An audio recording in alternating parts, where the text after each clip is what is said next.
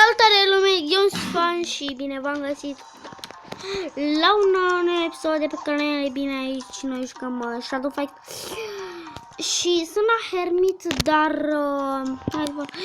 nu pot să-l bat. Și aici suntem alături de Andrei Cristian. Cred că-l știți, că postează și el videoclipuri. Canal Andrei și atât. Canal Andrei și atât, dar așa-l cheamă. Așa m-am învățat eu să zic canalul. Și hai să ne bătem aici. Este pe ușor, dar este pe secunde, credeți-mă.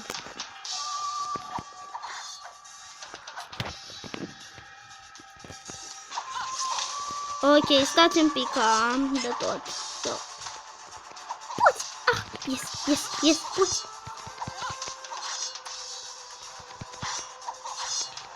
Bă, mor. Treaba e că e pe secunde. Asta e treaba mare. Nu, dai!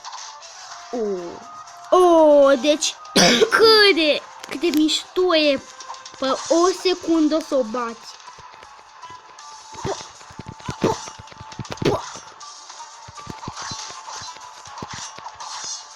What? 6? Și trebuia să fie 0. O bat. Este! Tot la Tot la o secundă, ce tare! Da. Ok, acum o să mă bag cu Hermit. Dar stați un pic. Deja am dat firar. Și dacă vă place și acest episod, nu uitați să apăsați butonul de like, un share, subscribe. Și da.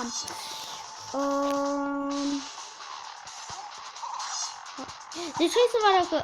Deci chiar nu vă mint dacă ăsta e pe imposibil. Uitați, deci uitați-vă, i-a dat o lovitură. Și... Ok, deci acum se joacă fratele meu, el va zice... Ce? Zi! Bine. Ok. Cât? Și mie la fel mi se întâmpla. Mie îmi dădea cu sabia și nu a foarte multă viață, dar nu toată. Pentru că am ultima... Ok, hai să vă arăt acum de ce atâta viață mi-a Hermit cu armele. Ok, este și runda 3. Acum mă bat eu cu el.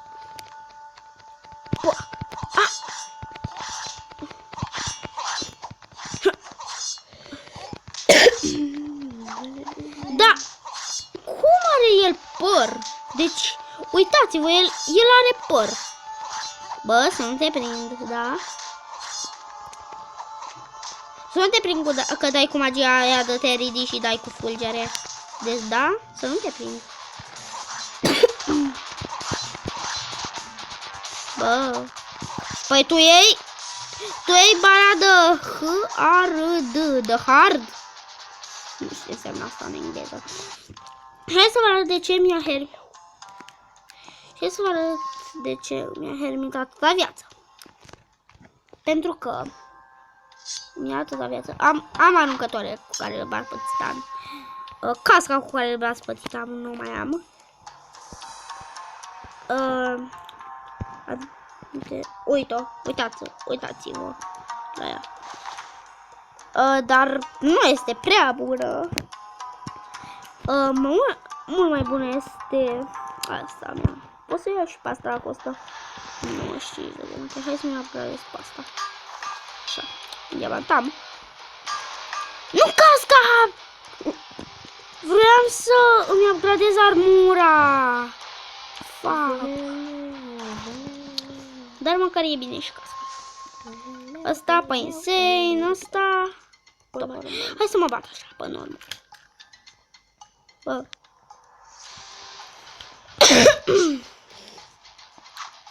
Da, mă, am aruncătoarele ăsta, ce mai e? Ok. Mă bagi? Vai de capul tău, trebuie neapărat să-mi upgradez aruncătoarele. Da. Serios, asta e. Atunci aveam bani, când mi-am luat armura aia bună, aveam bani să-mi iau armurele. Dar... Și uite cum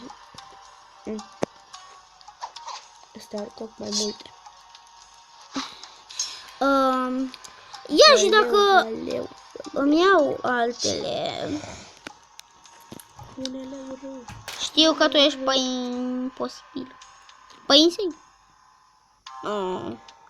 Și acum mă pune să-mi iau aruncătoarele în mână și... nu. Trebuie să le upgradezi, mă. Ok, deci acolo nu ne mai putem. Trebuie. Ok, hai să ne putem aici pe Eclipse. La Lynx. Trebuie să le upgradezi, mă. Știu, mă, Ești la Lynx? Da. Nu, pentru că oricum mi-am luat o armură bună, o cască bună, upgradată. Deci urbat. Sunt curios câtă viață îți ia. Și apoi să încerc să văd dacă pot să iau ghearele. Ba nu iei ghearele, Ba da.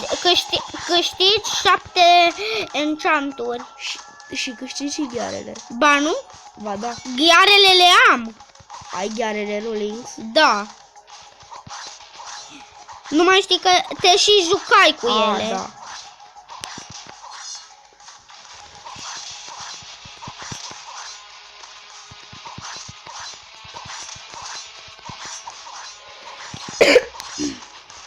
Treci în coace,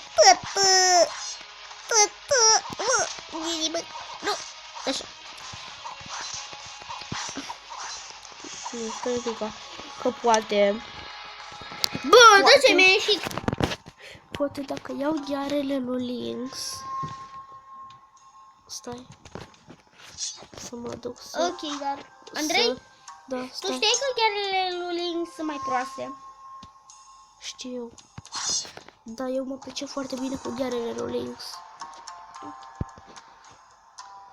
Mă duc la Hermit. Pa-pa-pa-pum. Pa-pa-pa-pum. Pam-pa-pa-pa-pa-pa-pam. Ce-am zis eu, că altfel n-ai cu morțile apurate, zorețe iar mine. Când mi-am luat armura aia, puteam să le iau pe astea, 20. Nu, dă mie. Ok.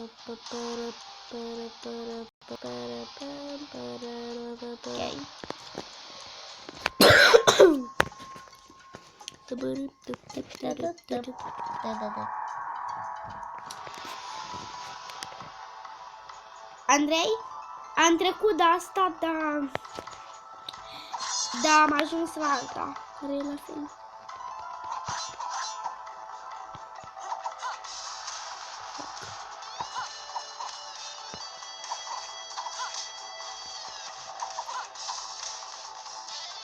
Am udată.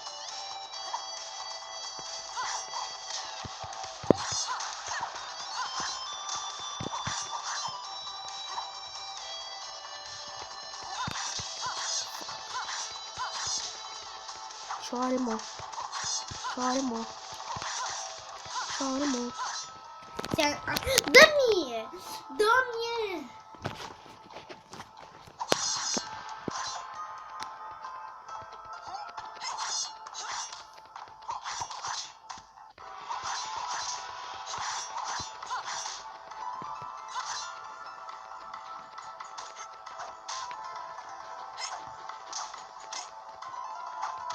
Ok, și v-am zis, nu uitați să apăsați și butonul de like. N-am mai vorbit și nu credeți că a pus pauză la filmare. Că o să pun, dar o să pun des. Rar, de fapt, nu des. Și... da, o să vedem și cum joacă fratele meu. Da, n-a jucat bine. A fost ok, și cam atât cu acest episod, sper că v-a plăcut. Dacă v-a plăcut, nu ezitați să apăsați butonul de like, un share, subscribe. Eu am fost Ștefan și ne vom revedea data viitoare. Pa, pa!